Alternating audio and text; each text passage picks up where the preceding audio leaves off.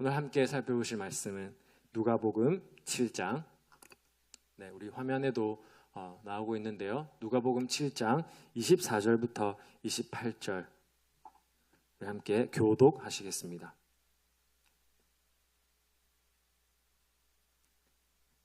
네, 제가 먼저 누가복음 7장 24절 읽겠습니다.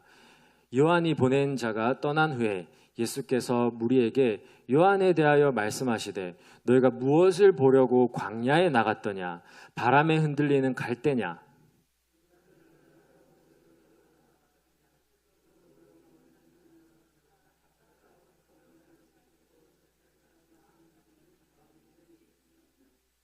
그러면 너희가 무엇을 보려고 나갔더냐? 선지자냐? 옳다. 내가 너희에게 이르노니 선지자보다도 훌륭한 자니라.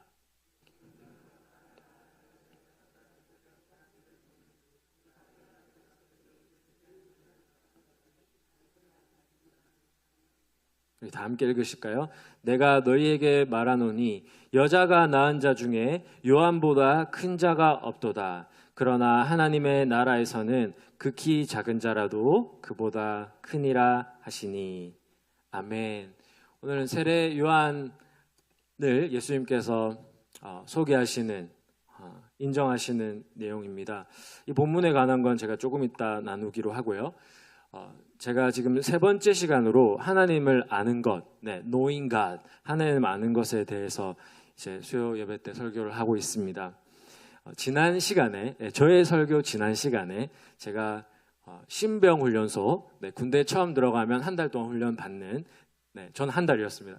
한 달 동안 훈련 받는 가운데 제가 썼던 일기를 제가 말씀드렸었는데요. 이런 내용이었습니다. 하나님, 보리떡 5개와 물고기 2마리를 헌신한 그 아이처럼 저의 도시락을 드립니다.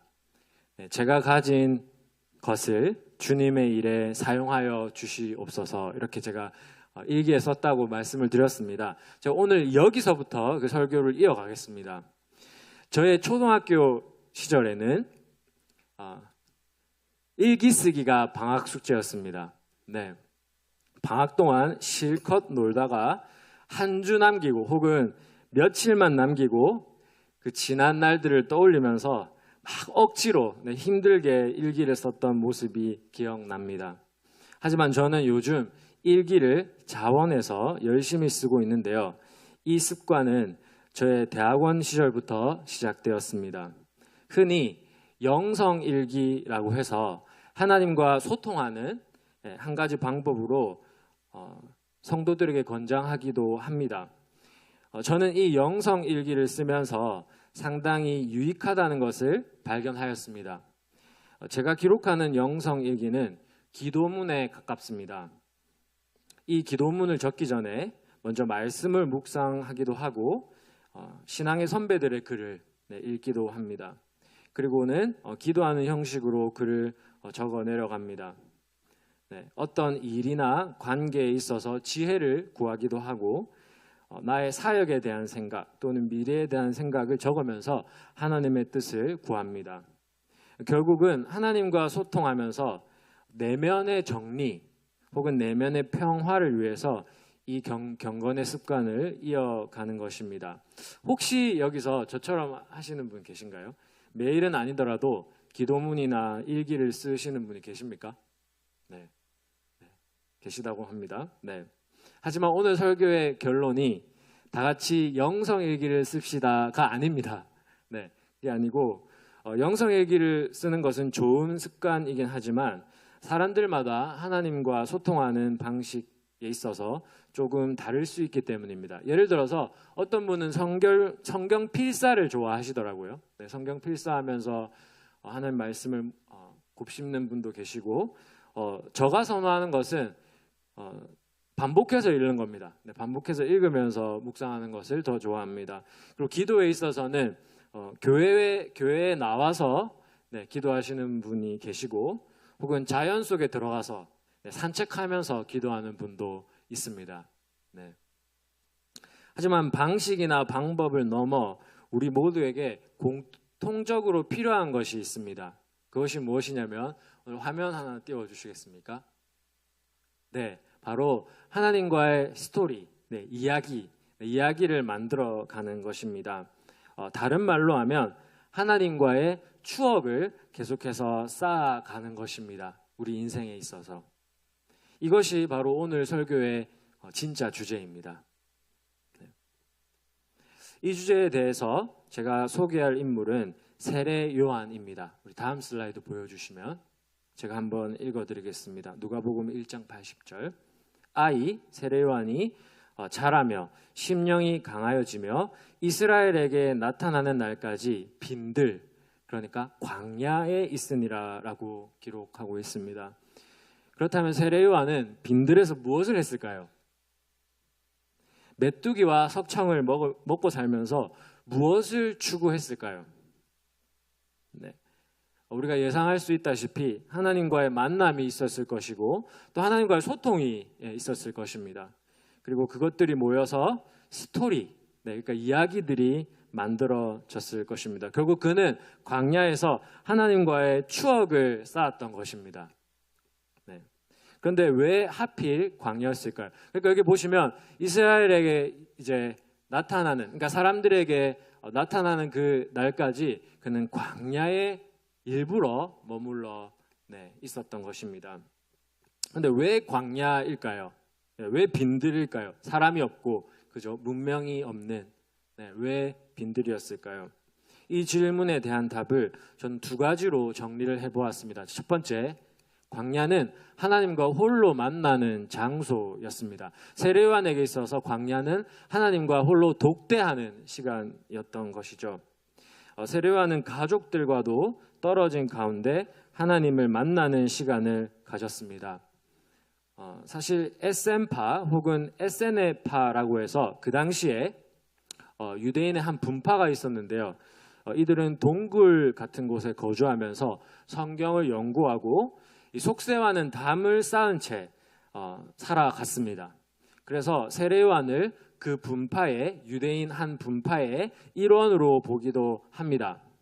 하지만 확실한 사실은 언제부터인가 요한은 가족들과 그리고 세상의 문명과 떨어져 지내면서 하나님을 만나는 시간, 하나님과 추억을 쌓는 시간을 가졌다는 것이죠. 네. 오늘날 같으면 누가 집권했는지, 여당이 누군지, 야당이 누군지, 그것도 모르고 그냥 광야에서 하나님과의 추억 쌓기에 집중했다 혹은 몰입했다는 것입니다. 물론 세례 요한이 이제 이스라엘에 나타났을 때는 이야기가 다릅니다. 그에게 신분을 막론하고 세례를 받으러 왔습니다. 그죠? 세례를 받으러 나와왔고 요단강으로 나와왔고 또 헤롯 왕에게 있어서도 그의 존재감은 대단했습니다. 이 부분에 대해서는 좀 뒤에 살펴보기로 하고요. 자, 여기까지 우리가 기억해야 할 사실은 저와 여러분에게도 이렇게 하나님과 홀로 만나는 시절이나 혹은 시간이 필요하다는 것입니다. 우리가 잘 아는 요셉 그리고 모세, 다윗의 공통점은 이렇게 광야에서 하나님을 만나는 시절이 있었다는 것입니다. 네. 그렇다면 제가 이번 설교를 준비하면서 이미 여기 계신 분들은 광야뿐만 아니라 산전, 수전, 심지어는 공중전까지 다 겪으신 분도 계실 텐데 제가 그럼 이걸 어떻게 적용점을 드릴까 좀 고민을 했습니다. 하나님께서 주신 답은 바로 하나님과의 여정은 끝이 없다는 사실입니다. 아무리 연세가 많으셔도 여러분은 하나님의 자녀이십니다. 아까 조영숙 권사님께서 기도하신 것처럼 하나님의 딸이시자 하나님의 아들이십니다. 그죠? 그렇기 때문에 우리가 하나님의 손을 꼭 붙잡고 살지 않는 한 우리에게는 진정한 평화와 그런 기쁨이 없다는 것입니다. 우리 다음 슬라이드 보여주시면 다윗의 시 중에 하나인 시편 16편에 보시면 주께서 생명의 길을 내게 보이시리니 주님 앞에는 충만한 기쁨이 있고 주의 오른쪽에는 영원한 즐거움이 있습니다. 그러니까 다윗은 하나님께만 생명이 있고 영생이 있고 기쁨이 있고 또 영원한 즐거움이 있다는 사실을 깨달은 것입니다. 그래서 우리 모두는 주님을 떠나서는 살 수가 없습니다. 우리는 그런 운명입니다. 그리고 지금까지 주님과 함께 사셨으니 이제 앞으로도 쭉 그렇게 사시는 복된 인생이 되시길 축복합니다. 네, 두 번째로 다음 슬라이드 한번 보여주시겠습니까? 네, 세례 요한에게 있어서 광야는 하나님의 종으로서 준비되는 곳이었습니다. 네, 오늘 우리가 함께 읽었던 본문을 보시면 누가복음 7장 24절이죠. 제가 한 번 더 읽도록 하겠습니다. 제가 한번 읽겠습니다. 요한이 보낸 자가 떠난 후에 예수께서 무리에게 요한에 대하여 말씀하시되 너희가 무엇을 보려고 광야에 나갔더냐? 흔들리는 갈대냐? 아니면 너희가 무엇을 보려고 나갔더냐? 부드러운 옷 입은 사람이냐? 보라, 화려한 옷을 입고 사치하게 지내는 자는 왕궁에 있느니라. 네, 그러면 너희가 무엇을 혹은 누구를 보려고 나갔더냐? 선지자냐? 옳다. 내가 너희에게 이르노니 선지자보다도 훌륭한 자니라. 다른 본문에서는 선지자보다도 나은 자니라. 네, 27절 기록된 바 내가 내 사자를 내 앞에 보내노니 그가 내 앞에서 내 길을 준비하리라 한 사람이 이 사람에 대한 말씀이라. 내가 너희에게 말하노니 여자가 낳은 자 중에 요한보다 큰 자가 없도다 라고 예수님께서 말씀하신 내용입니다. 하나님이 보시기에 세례 요한이 얼마나 큰 자인지에 대해서 말씀해 주셨습니다. 물론 이제 28절 끝에 보시면 끝까지 믿음을 지켜서 천국에 입성한 자가 세례 요한보다 더 크다고 하셨지만 이 땅에서만큼은 하나님이 보시기에 세례 요한은 참 존귀한 자였습니다. 여러분 얼마나 큰 칭찬입니까? 혹은 인정입니까? 여자가 낳은 자 중에 요한보다 큰 자가 없다. 네, 아주 놀라운 말씀이죠. 그렇다면 여기서 질문을 한번 던져보기 원합니다. 무엇 때문에 하나님께서는 세례 요한을 이렇게 귀하게 여기신 것일까요? 이는 그가 하나님의 사람으로서 준비되어서 광야에서 준비되어서 쓰임을 받았기 때문입니다. 어떻게 쓰임을 받았죠? 대망의 메시아이신 예수님의 오실 길을 예비하는 사람이었습니다. 그 구체적인 임무로는 요단강에서 이제 백성들에게 회개의 세례를 베풀었습니다. 이게 무슨 행동이었냐면 하나님 나라의 백성을 준비시키는 것이었습니다. 예수님 이제 왕이신 예수님께서 오시기 때문에 회개하라. 네, 천국이 가까이 왔느니라라고 하면서 이스라엘 백성을 이제 준비시킨 것입니다. 네, 새로운 이스라엘을, 네, 신약 백성들을. 여러분, 요점은 이것입니다. 네, 이러한 일을 할 수 있는 사람은 세상과 친한 사람이 아니라 하나님과 친한 사람이어야 한다는 것입니다. 세례 요한처럼. 네, 이게 이제 오늘 설교의 포인트라고 할 수 있는데요. 다르게 말하면 이 세상에 물든 사람이 아니고요. 하나님께 철저히 충성된 사람이었습니다. 저도 제 자신을 많이 반성했는데요. 이 세상에 물들지 않으려고 우리가 얼마나 노력하고 제가 얼마나 노력하고 있는지 한번 돌아보게 되었습니다. 여러분, 세상적으로 볼 때 세례 요한은 얼마나 꽉 막힌 사람이었습니까? 목에 칼이 들어와도 자신의 신념을 바꾸지 않는 사람이었습니다. 오늘 본문의 배경이 무엇이냐면 감옥에 갇혀 있는 상황입니다. 그래서 요한이 자신의 제자들을 보내서 네, 예수님 오실 그이가 당신이십니까? 라고 물었던 그런 배경입니다. 여러분, 인간의 입장에서 보면 세례 요한은 감옥에서 안타까운 죽음을 맞이한 사람입니다. 네. 하지만 하나님의 입장에서 보면요, 세례 요한은 끝까지 자신의 사명을 잘 감당한 사람입니다. 네, 그래서 세례 요한을 요한복음에서 뭐라고 하시냐면 신랑의 기쁨에 참여한 자, 그죠? 신랑의 기쁨을 참여하고, 네, 예수님을 흥하게 만들고 자기는 무대에서 사라지는 그런 사람이었던 것입니다. 자, 그래서 오늘 기억할 것은 광야에서 철저히 훈련받은 사람은 이 세상의 가치관이나 트렌드가 뭐냐면 흐름이거든요. 이 세상이 돌아가는 그런 흐름에 휩쓸리지 않는다는 것입니다. 지난주에 방학기 목사님 설교하셨는데 여러분, 다니엘 그리고 세 친구들을 보십시오. 죽어도 우상 숭배하지 않습니다. 네, 하나님께 철저히 훈련받은 사람은 바로 이렇게 살아가는 것입니다. 오직 여호와 하나님의 뜻만이 이루어지도록 살아가는 것입니다. 그래서 여기 모인 우리와 또 우리의 자녀들이 이런 사람이 되었으면 좋겠습니다. 아멘이십니까? 네, 네. 여러분 이쯤에서 스펙이라는 단어를 설명드리고자 합니다. 다음, 네. 요즘 우리가 뭐 스펙 많이 이렇게 하거든요. 스펙을 쌓아라 뭐 이렇게 이야기하거든요.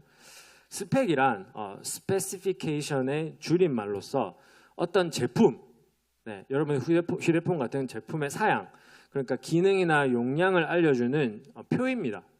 근데 이것을 한국에서는 사람에게 쓰고 있습니다. 네, 사람에게 쓰고 있는데요. 한 사람의 경력이나 학력을 칭하는 말로 쓰여지고 있습니다. 그래서 좋은 스펙을 가지면 좋은 학교나 좋은 기업에 들어갈 수 있는 것이 이 세상의 구조입니다. 네, 대부분의 경우입니다. 그런데요, 하나님의 일을 하는 데는 이 스펙보다 오늘 제가 계속 말씀드리는 스토리가 더 중요하다는 겁니다.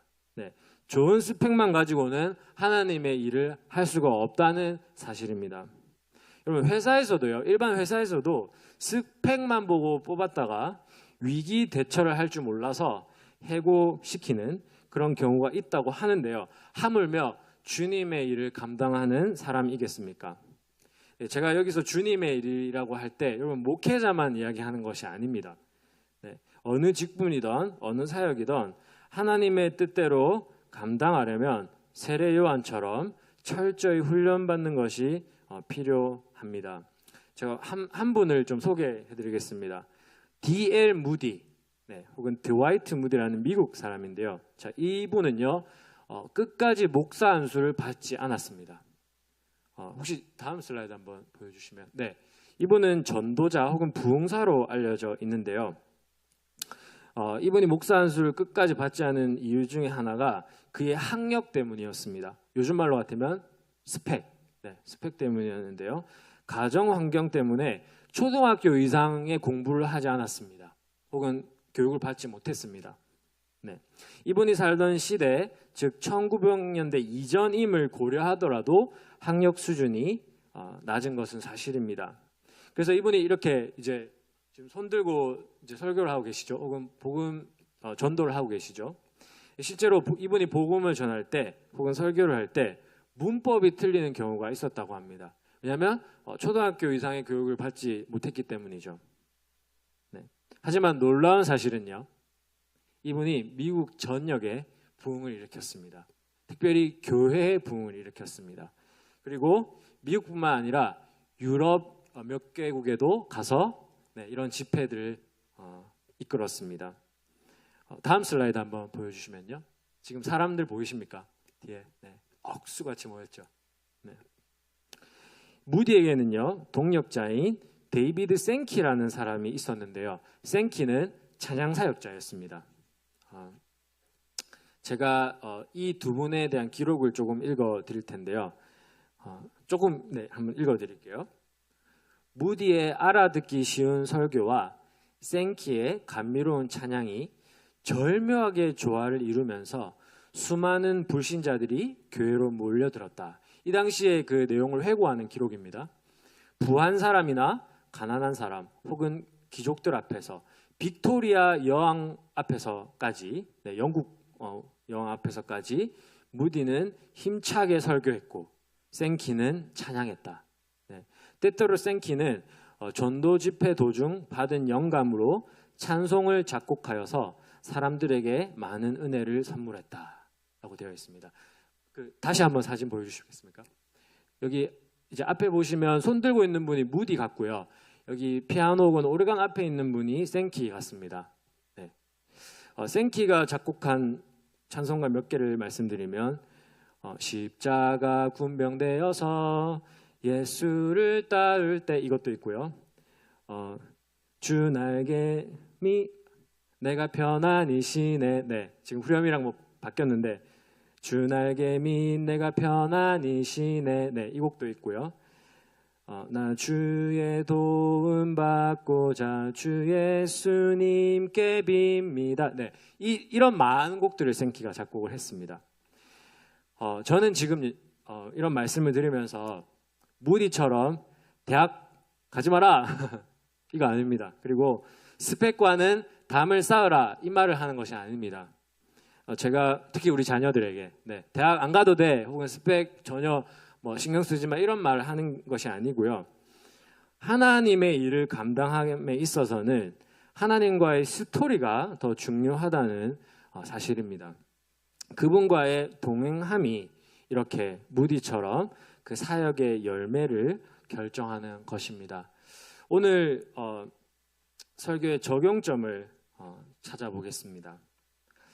하나님과의 스토리는 그러면 어디에서 만들어지겠습니까? 세례 요한에게는 실제로 빈 들이었지만 우리 학생들에게는 수련의 장소일 수 있고 또 단기 선교지일 수 있고 또 우리에게는 골방 그죠? 혹은 기도실일 수 있습니다. 또 세상의 잡음을 벗어날 수 있는 어느 한적한 곳이 될 수도 있습니다. 저도 이렇게 자연 속에서 하나님 묵상하는 것을 좋아합니다. 그곳이 하나님과 독대할 수 있는 장소이면 어디든 좋습니다. 시간을 정하는 것도 도움이 되는데 저는 금요일 오후 5시쯤에 비밀의 장소로 갑니다. 여러분은 언제 정기적으로 주님과 대화를 이어가시는지요? 이렇게 주님과의 대화를 이어가다 보면 우리의 인생이 제대로 가고 있음을 느낄 수 있습니다. 주위에서 뭐라고 하든 흔들리지 않습니다. 왜냐하면 나는 이제 세례 요한처럼 세상이 정한 기준이나 가치대로 사는 사람이 아니고 하나님의 음성을 듣고 움직이는 사람이기 때문입니다. 그래서 우리가 하나님의 음성을 듣고 움직이는 사람이 되기를 원합니다. 오늘 설교의 결론입니다. 하나님과의 스토리가 있는 사람은 흔들리지 않고 믿음으로 살아갑니다. 왜냐하면 하나님과의 스토리 혹은 더 우리에게 친숙한 말로는 우리의 간증들이 하나님께서 주신 그 간증들이 우리의 삶을 지탱시켜 주기 때문입니다. 우리가 고난이나 실패로 넘어진다 하더라도 하나님을 만난 경험들 때문에 우리는 다시 일어날 수 있습니다. 아멘. 많이 경험하셨죠? 하지만 우리가 하나님과의 스토리를 계속해서 이 세상을 떠나는 날까지 만들어가기를 선합니다. 우리 이 시간 하나님의 은혜라는 곡 한번 띄워주시면 이렇게 우리의 삶을 꼭 붙드시는 하나님의 은혜를 함께 찬양하기 원합니다.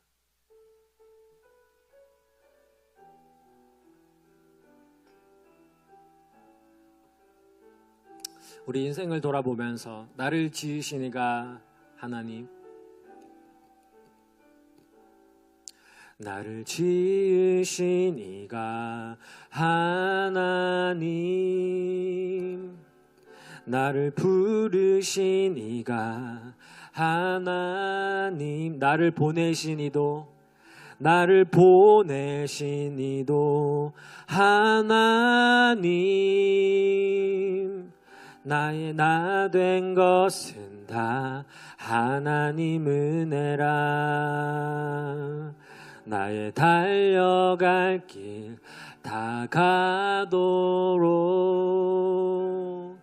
나의 마지막 호흡 다하도록 나로 그 십자가 품게 하시니 나의 나 된 것은 다 하나님 은혜라. 아멘. 한량없는 은혜, 갚을 길 없는 은혜, 내 삶을 애워싸는 하나님의 은혜, 나 주저함 없이 그 땅을 밟음도 나를 붙드시는 하나님의 은혜. 우리 지금까지 우리를 이끌어 가주셨던 하나님의 은혜를 생각하시면서 우리 처음부터 한 번 더 불러보기 원합니다. 나를 지으신 이가 하나님, 나를 부르신 이가 하나님, 나를 보내신 이도 하나님, 나의 나 된 것은 다 하나님 은혜라. 나의 달려갈 길 다 가도록, 나의 마지막 골 다하도록, 나로 그 십자가 품게 하시니. 나의 나 된 모든 것은, 나의 나 된 것은 다 하나님 은혜라. 한량없는 은혜, 갚을 길 없는 은혜, 내 삶을 애워싸는 하나님의 은혜. 나 주저함 없이 그 땅을 밟음도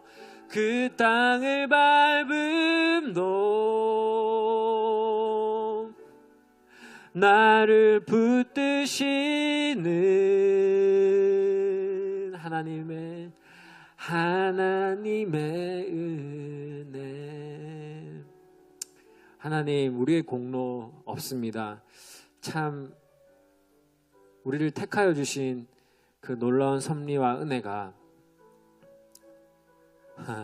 우리가 감당할 수 없습니다. 그리고 우리를 부르시고 또 우리를 그 가정으로, 그 사역지로, 그 교회로 보내주신 분도 하나님이십니다. 주님, 우리가 우리의 목숨 다하는 그날까지 세례요한처럼, 예수님처럼, 세례요한처럼, 무디와 생키처럼 잘 감당하게 하여 주시옵소서. 우리 주님 주신 그 은혜와 부르심을 기억하면서 한번 기도하겠습니다. 하나님, 이 가는 길이 고달프고 어렵고 참 고민이 되는 이 길일 수 있지만, 주님, 이 길이 생명의 길이요, 부활의 길이요, 참된 기쁨의 길인 줄로 믿습니다. 영생의 길인 줄로 믿습니다. 주님, 그렇기 때문에 수많은 믿음의 정말 사람들이 그 예수님 가신 그 십자가의 길을 걸어간 것입니다. 주님, 우리도 그 길에 동참하게 하여 주시옵소서. 우리가 주의 일에 동참하게 하여 주시옵소서. 주님의 마음이 어디에 있는지, 주님의 부르심이 어디에 있는지 우리가 그곳에 집중하게 하여 주시옵소서. 주님 오실 길을 예비하게 하여 주시옵소서. 주님의 나라, 주님의 그 통치가 세워지는데 우리가 가진 것을 아낌없이 드릴 수 있게 하여 주시옵소서. 그런 믿음 허락하여 주시옵소서. 주님, 그런 믿음, 세상에 감당할 수 없는 그런 믿음 허락하여 주시옵소서. 우리 오늘 주신 그 말씀, 그 내용을 기억하면서 우리가 하나님과 더 독대하기 원합니다. 우리가 하나님께 훈련받고 더 충성되게 쓰임받기 원합니다. 그래서 주님께 잘했다 나의 충성된 종아, 잘했다 나의 사랑하는 자야, 나의 친구야, 이 영원한 안식에 참여하여라 라는 이 칭찬과 위로의 말씀을 듣기를 소원합니다. 우리 이 삶을 위하여서 한번 기도드리겠습니다. 하나님, 우리가 이렇게 기쁨으로 이 길을 가기 원합니다. 주님께서 사실은 너무나 많은 것을 주셨습니다.